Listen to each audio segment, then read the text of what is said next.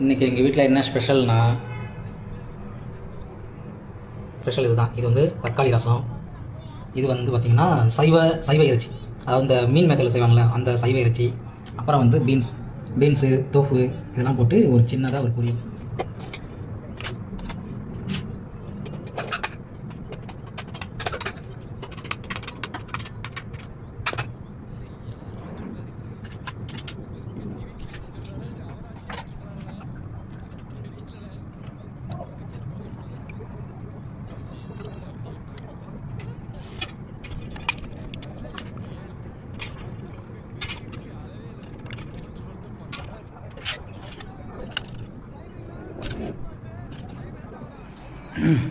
சாப்பாடு போட்டாச்சு.